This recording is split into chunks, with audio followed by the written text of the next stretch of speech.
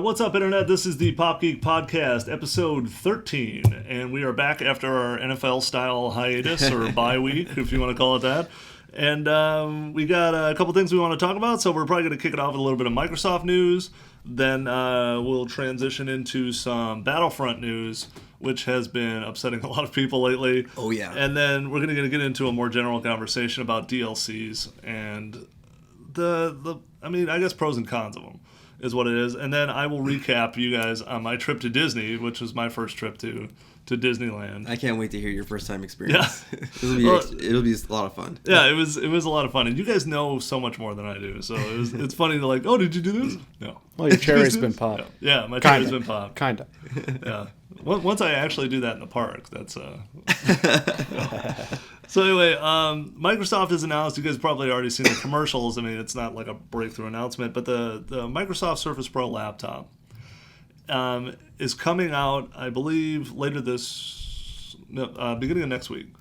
The reason this is relevant is that this is the first kind of like super hybrid computer. Now, they've been scratching the surface a little bit with the Surface Pro, which is like, hey, you can have this tablet that can pretty much do everything your laptop can do. Now, this laptop is super high-end. Oh, yeah. This is a shot at the MacBook Pro, is what this is. Microsoft doesn't have creatives that really use their products. Like, Apple has locked that up. Your designers, all that type of stuff is used for this. Windows is still trudging along with, grandma and grandpa are comfortable with Windows. Your average computer user is comfortable with Windows. But most people who are into tech and whatever have gone Apple because of how amazingly functional those computers are. The funny thing about it is, back in the day, like, the techies were completely anti-Apple. Anti-Apple, of course, yeah. But now it's like the only thing Microsoft's still holding on to is the Office thing. You can't get away from Office, and they even have Office on Apple. Yeah. But as far as specs, it's almost the MacBook Pro. I mean, it's actually a little bit step faster and all that type of stuff. It's newer. But the main thing is the joint in the base of it is movable. So it's a combination of of a tablet, a laptop, and the Lenovo Yoga. So you can flip it completely inside out. You can stand it up. You can use the keypad as a base and all that type of stuff. It's not separate units like it is with the Surface Pro, where you have to buy each of the pieces. Comes with the stylus. It has the base. It has high-end graphics, all that type of stuff. What else? So it's super fast. It's 4K, 4K screen. It's a little bit bigger. It's 13 inches, I think, is the standard size. Now, this is getting kind of ridiculous, going to like their 4K resolutions and all that stuff. Yeah. Do we really need it in a screen that's only 13 inches? No, you don't. And like almost nothing is 4K. No. And so there's very little you can do with it. As far as like little features, so it's got the 4K screen. It has HD cameras on the front and the back, so it has two cameras in it. It didn't say anything about audio. I don't know if that really matters, but the main issue with this is it is super expensive. Like, isn't it like $1,400 or something like that? Yeah, MacBook Pros are expensive. Mm-hmm. But this is base model $1,499. So it's $1,500 walking in the door. For the base model, which is the i5 processor, 8 gigs of RAM, 128 gigs SSD for memory, and it has NVIDIA graphics. If you want to step it up to the top model, it's $3,199, which I believe was more than my first car. And it has the i7. It's got 16 gigs of RAM and a terabyte SSD.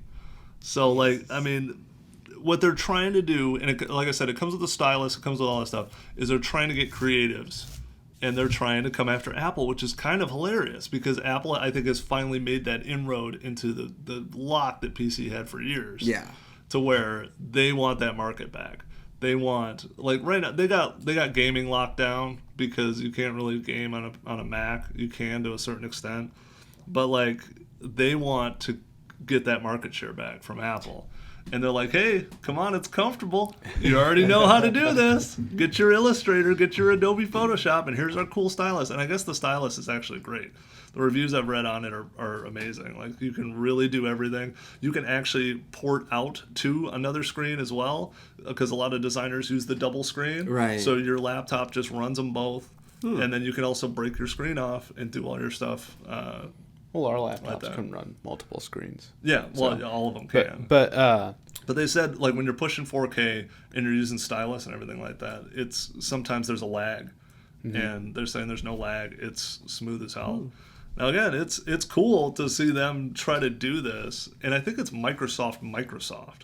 It's not HP making it for them. It's not Dell. It's not Asus. That's right. This is their first Microsoft built computer. So what you're saying basically is Microsoft wants to compete more with Apple, so they're selling a $3,000 laptop. That's right. They're like, take that, all you rich kids who have your expensive ass. Like, because I remember one time Eric was trying to talk me into buying an Apple, and then I'm looking at this $2,000 price tag. I'm like, do they have financing? You're like, yeah, they have financing. I'm like, that's the only way I'm getting an Apple, because I can't plunk down $2,000 for a MacBook Pro or something like that. Well, you know what? I will gladly keep my Mac. Yeah.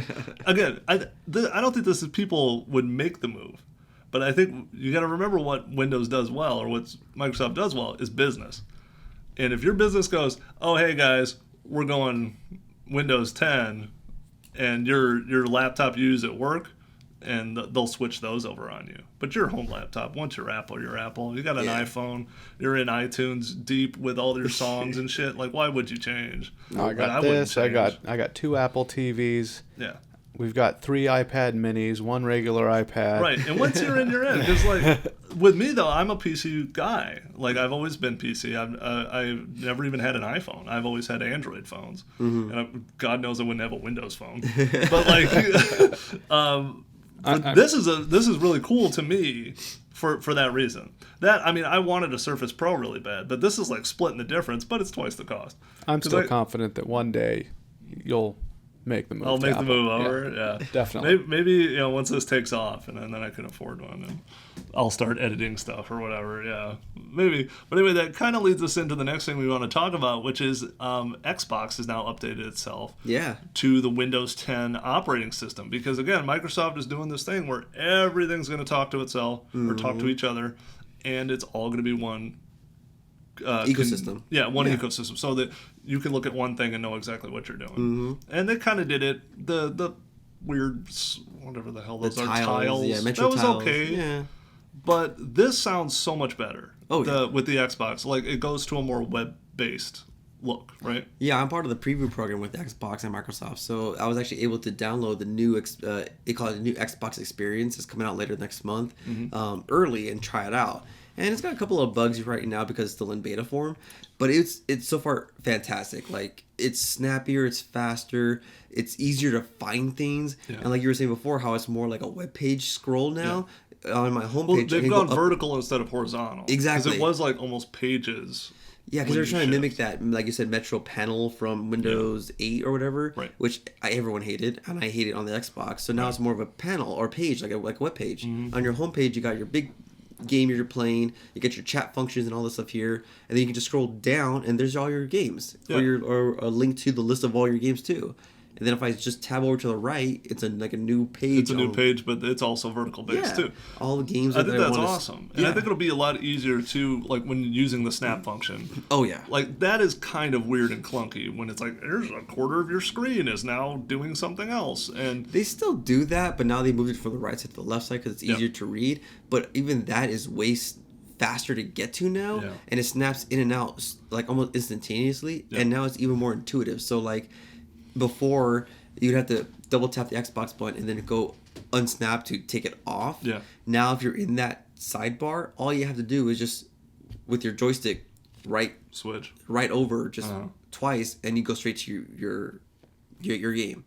It's so much faster. It's so much more intuitive. That's awesome, and I like what they're doing too. This is more of the one box that controls everything, but also.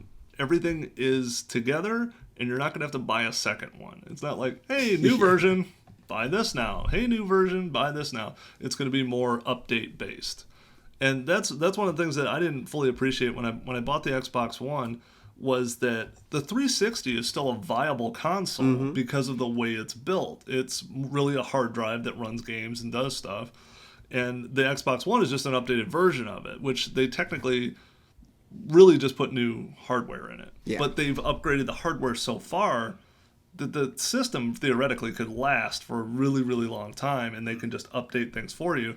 And God knows if they go full cloud, once you're talking about Crackdown and stuff like that, you're really just a port, and they're just going to send you information, and you'll be able to play gaming and have your processing done somewhere else. Right. And also, the difference in the graphic capability between the 360 and the Xbox One is like night and day. So yeah, I mean, it is very different. Yeah. But I know a lot of people who hung on to their 360 because they love it so much. And I'm not even an Xbox person. I have a 360. Right, yeah. That's one thing I didn't appreciate either. I guess a lot of people did that for the 360. Were big fans. And plus, Halo is a big draw for a lot of people. And it's always been that hardcore exclusive that nobody else has.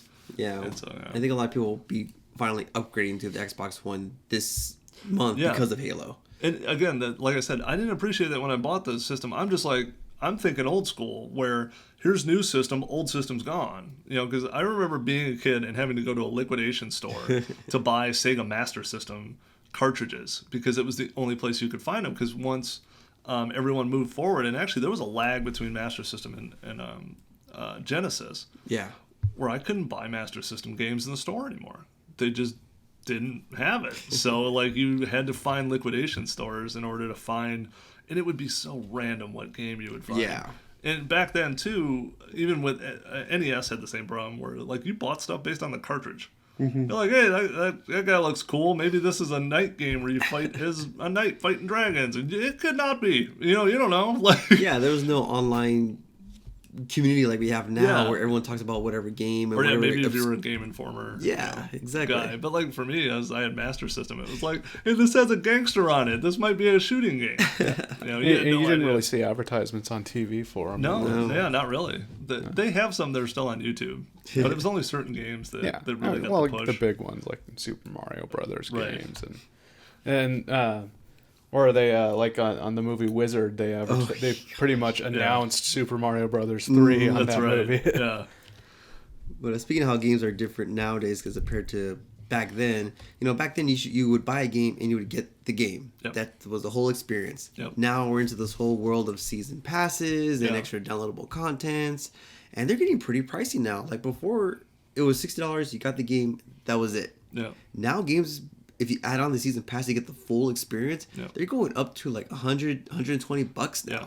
I mean, look at Destiny. I've already shelled up probably like $108 total over the past year and a half just to get all of the expansion. Luckily, you guys jumped in at the end. But got like it for $60. there was somebody who it was on IGN. They apparently run a wiki that will tell you exactly how much Skylanders will cost you if you buy everything separate.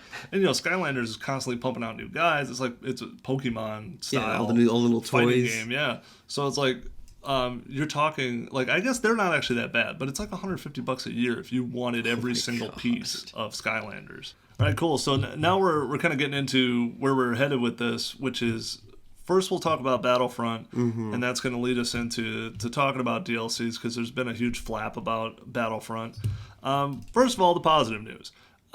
They had a beta test, and if you were on, I wasn't even online for that entire run, so I didn't know anything about it until actually Monty at work told me about it.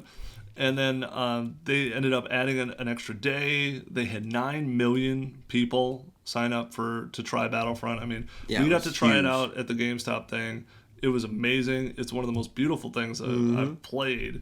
And that was actually on PS4. And so you got to play it. Yeah. So kind of give me the rundown of what you thought of the beta. I mean, again, it's still a beta, but there's a lot of complaining online. It was pretty fun. It definitely...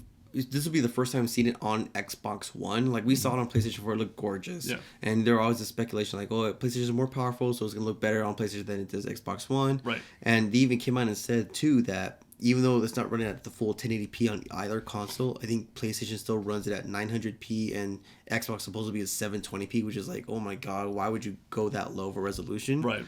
But playing it, it looked amazing. I was still blown away of like how crisp and lifelike, how photorealistic everything looked. So that looked great. It looks gorgeous. It runs smooth. And that's I think part of the appeal of the game. Yeah. Is you're seeing interactive come to life. Yeah. Things you've only seen on film. And all the sound effects are there. They're from the movie. All the particle effects, like the sparks from the laser blast hitting walls and stuff, looks just like from the movie. It's fantastic. But then there are complaints like glitches and the cape of Darth Vader's cape flying around, people floating in the sky. Yeah. And it's not just that.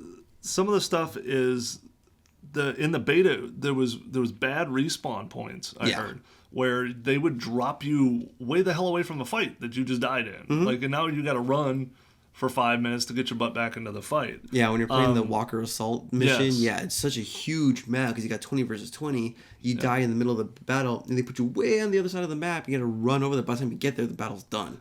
I also heard griping about the Walker Assault too. Is the Walker is too tough to actually take down. And also the hero characters, when you get to play as Luke and as Darth Vader, they're not really that special. No, they really aren't. They're kind of auxiliary. They're just cool to be them. So we're gonna go with Vader being a hero. Yeah, well, he's a hero if you're on the Imperial side. Well, I think the problem with those characters is that they're melee based. They have their lightsabers. Yeah, right. So everyone can just stand away from you, shooting at you, and then you die. It's right. Like, give me some kind of range attack. I think you throw your lightsaber, but it's not as far as fast as a blaster. Right. One of the other gripes I heard is that compared to other Battlefield games, which this is the same thing, right? Battlefront, Battlefield, are they related? No, Battlefield is a different, military shooter. Right. Battlefront is, I guess it was a military shooter, but now it's more Star Wars. Okay, so, but some of the complaint was in Battlefield, there's AI to give you that more insane warlike thing. And actually their DLC, they have more than 20 on 20. They have like 32 on 32 or something like that. Yeah. So like that just adds to the insanity. There's even some that are 64 and 64. Is it really? Does it go that high? Yeah. So I mean that's another thing too. You go 20 on 20. It's not exactly the battle on Hoth. That's like kind of smaller. I heard that there will be AI, but it will be in the flight missions. In the Rebel Assault missions, or whatever they're called. Not Rebel Assault, but Squadron missions. And so, there's a lot of complaining about that.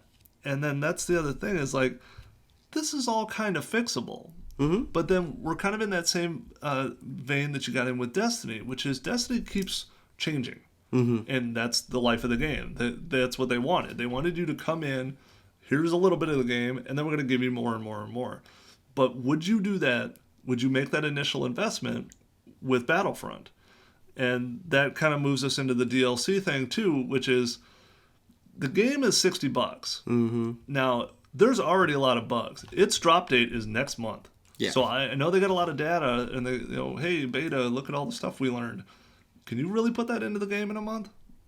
This is kind of like buying the first generation of something. Is kind of what my point is. Like, you want to be the early adapter and get the buggy version of it, or do you want to wait a month? And unfortunately, they're kind of relying on everything being online and connectivity. Online connectivity being the norm now, where they'll just rush it out, and then in like a month, they'll be like, "Oh, here's a patch," like Destiny does all the time. Right. Here's patch 1.5 to fix all the bugs that we couldn't get to when the release came out. But what saves Destiny and what is going to hurt this game, I think, ultimately, is there's no solo single-player mission. There's no campaign. Yeah. There's no campaign. This is only online. How like they're gonna have to upgrade stuff and change things so much to keep you interested in coming back. The maps are gonna have to change all the time. The different gameplays are gonna have to change all the time. The loads and unloads and drops and all that stuff have to change. Like this might be, I don't think it'll be a flop. If you get 9 million people to sign on for a beta, you're gonna sell some games. Yeah, but then you're gonna sell a lot of games, but then this just kind of irked a lot of this new announcement of their season pass is gonna irk a lot of gamers now too. So maybe they might not buy after all. Yeah, why don't you break down the same thing with pass? Xbox One? I mean, before Xbox One was released, they were making all these announcements of how everything was going to work on it, and it turned a lot of people off. But they bounced back. Yeah, exactly. So there is some hope for them. But this season pass does not sound that great. It's kind of moving into the same vein of like the Batman Arkham Knight season pass everyone hated. It's going to be $50 for the season pass, and you get 4 expansion packs. They haven't determined what is in the expansion packs, but they have told you you're going to get 4 of them. Right. And the only thing they've told you so far is that there's going to be 3 new modes announced. I think the new modes are Droid Run, Cargo, and Hero Hunt. Okay. Now, I mean, that being said, so you're talking about already an initial investment of $110. Yep. If you want the full experience. If you want the full experience. Yeah. Right. And what we don't want to happen is a lot of gamers learned with Arkham Knight was you sign up for that thing and they're like, oh, here's a new skin. Here's a new skin. And here's $10 worth of content for $50. Right. And again, it all depends on what they do. I mean, they're gonna put in a campaign mode. They're not gonna do that, but they're gonna have to do something to keep you coming back to that game. Especially with this is kind of controversial, especially with Halo 5 coming out next month. That's already offering free DLC maps for like ever. Right. It's like you buy the $60 game, and they're gonna give you free maps coming in. Right. Throughout the year. That's my concern specifically with that game. Are they relying too much on the Star Wars Nostalgia? Yeah. Like, I mean, it's going to be great. I want to buy the game right now just to do it. But like, just the little glitches and stuff is how I almost want to wait.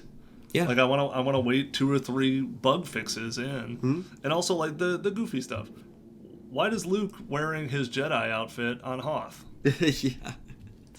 That's the wrong movie. Right. Like you gotta pay attention to shit like that. Like nerds kind of pick up on that stuff. Yeah. Like, and people have to remember too, it is okay to wait. You don't have to get the game right true. when it gets out. So I'm definitely gonna hold off on it. I'll probably GameFly or rent it just to play with my friends when it first comes out because we're so excited. But I'm definitely gonna wait to buy once it's either on sale or they've, like I said, fixed the bugs, or they even announce what the DLC is and maybe have to kind of bundle or package. Sure. That I can buy everything for a discount that's rate. changed. It's changed the way that gaming has happened. It used to be like you said, we were in the dark. You would go to electronics boutique and see something on the shelf and go, "Oh, that's cool," and buy that. Now it's like about it months in advance. You're putting in pre-orders, and you could pre-order a dumpy game. Yeah. And then what are you going to do with that? Especially if it's just on your hard drive or whatever. Like. I don't know. I mean, there's always options. You can get rid of it. That's part of the risk of purchasing anything. You can get a piece of shit of something. Yeah, if it's a digital download, what are you going to do? Sell it? Yeah, exactly. So that kind of brings in general the DLC thing. In your experience, is it worth the money? It has been in the past, but not with this new generation. What about Destiny? Destiny's the one exception because do you think all of those have been worth it? Yes. Okay. Especially with the Taken King, they kind of just. That's ridiculous. That's like amazing. A sequel to the game. Pretty much, and also, yeah. That's one of my questions. Why not sometimes let's just cut it and make a sequel? Yeah. I mean, they're continuating stories, but you can have multiple books in it, a story that all goes on. So you could be chapter 1, chapter 2. I would almost rather have you finish the thing and give me the second chapter. Yeah. Rather than sending me one every few weeks and then it's buggy and glitchy and shitty and this doesn't work and this doesn't work. Yeah, I think the way DLC the way it works is when it's a mission, like open. It's not open ended. It's like it's open and closed. It's open and closed. Yeah. There's I pay you $20. You give me these 3 new missions that I can play and experience. I have a great time with, and I'm done. It sucks when you pay $40 and you're just given 20 skins. It's like, okay, what am I gonna do with 20 skins? I can only wear one at a time. It's not fun for me. I'm still playing the same mission again. I'm still playing the same story again. There's no added value. It's just, I get to wear a different costume. Now, my other question is, and this is a little devil's advocate, is are we expecting too much as players now? Because the DLC is now the norm. Maybe. Are we like, hey, my $40, I deserve this? Do we? Think about how many people have to program that game. And true. Have to change and make something new and interesting.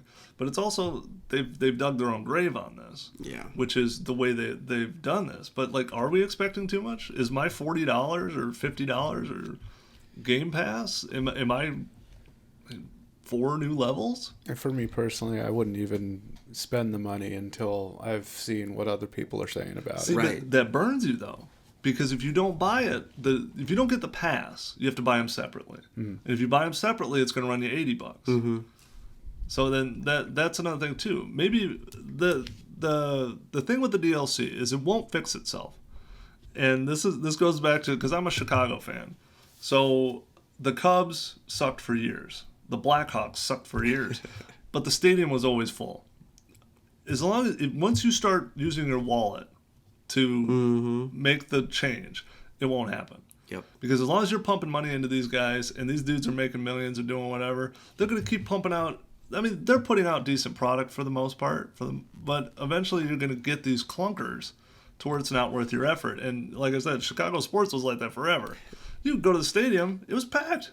People would go to Wrigley Field even if that team sucks. Yep. And for years, there was no need to change. Why would we change? The Cubs have one of the largest followings in baseball. Yeah, so. you're seeing that now, especially. They're coming out of the woodwork at this point. Well, that's because, 25 years ago, Back to That's the right, Future, Back to the Future, man. that the Cubs would take the World Series That's this right. year against Miami. But But hey, you know what? They're looking pretty good. They are. So just be safe out there, guys, and do your research, vote with your wallets, Yeah. and just make sure you get what you want out of it, and don't expect what you pay for, I guess. Yeah, I mean, and that's just it. Unfortunately, like, there's no return. Yep.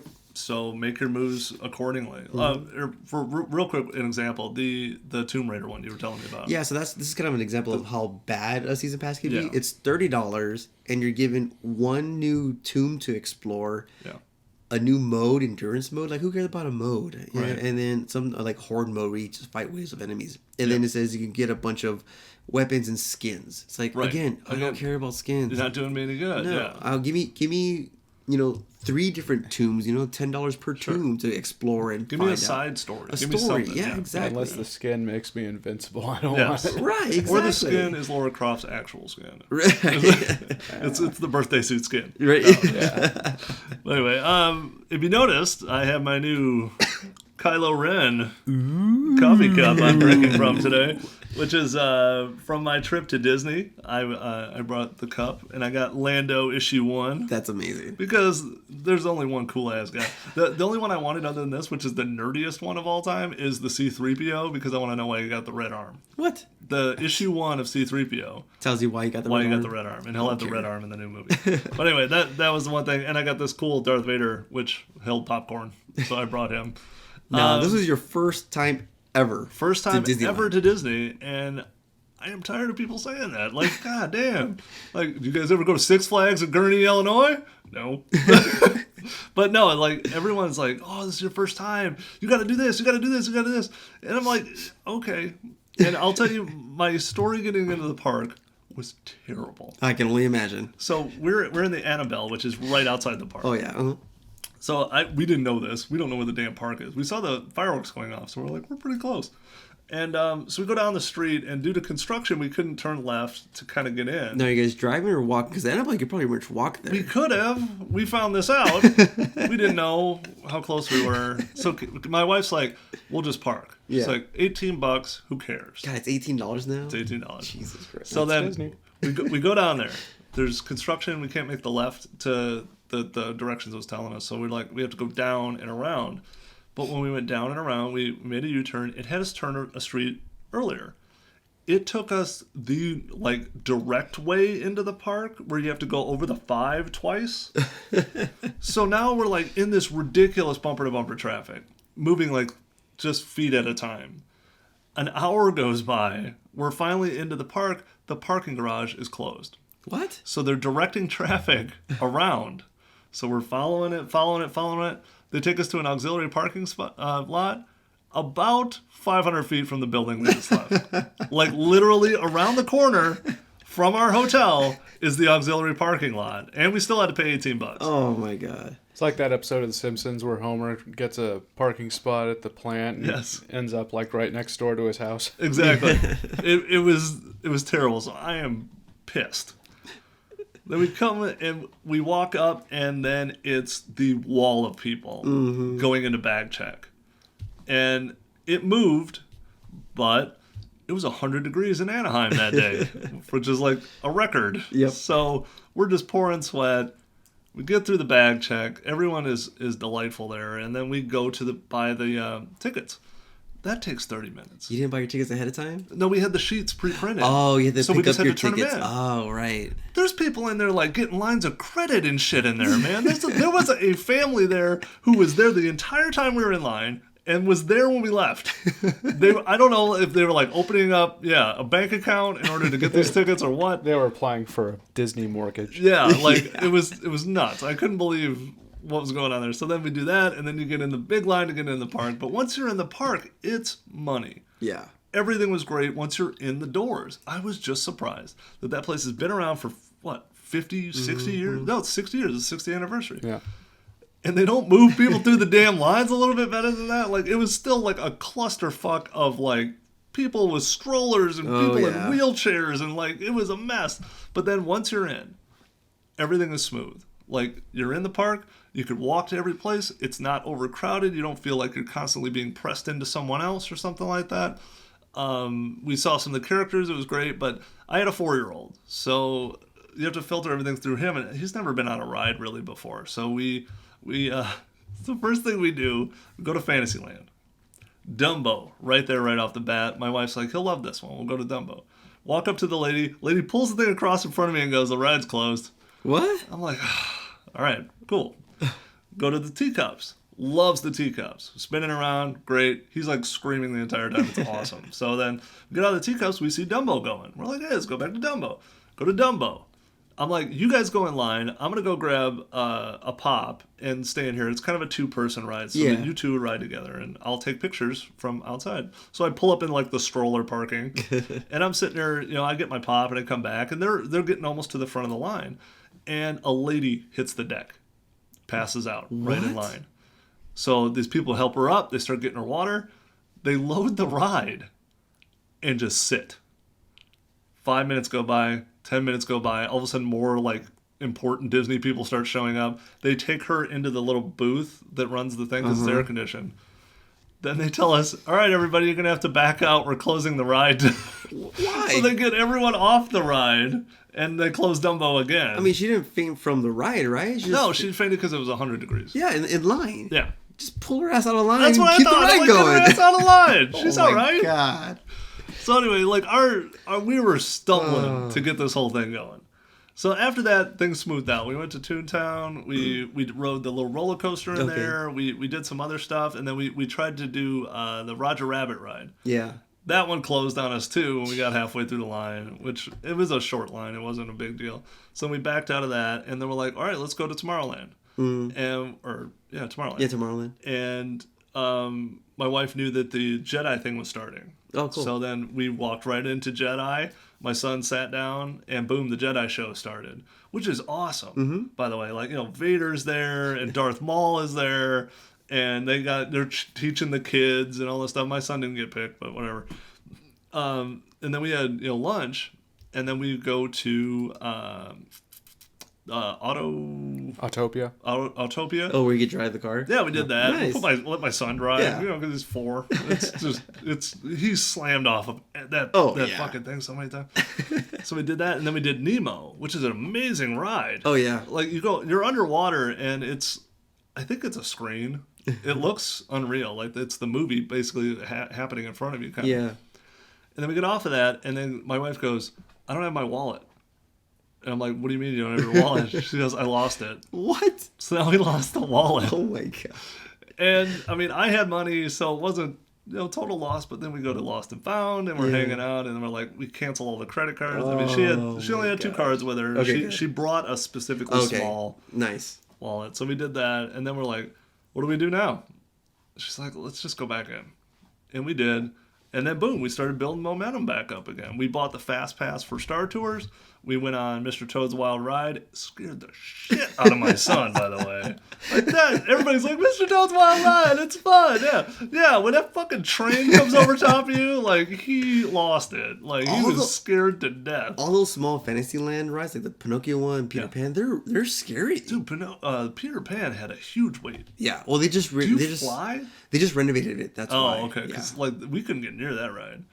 So yeah, we cruised around that. We walked through Frontierland, which you guys had told me that Indiana Jones was awesome, and I wish I would have got to that one. Did you go on Pirates of the Caribbean? No. Oh, what? I sat in the cafe. We were kind of hoping to get a free show out of the deal, and it didn't happen. Which is funny. Like Bonnie he didn't asked get me the about Red the Bull Mark clam Twain chowder ride. either. Oh man, the Red Bull clam chowder's the best. I don't know what I'm doing.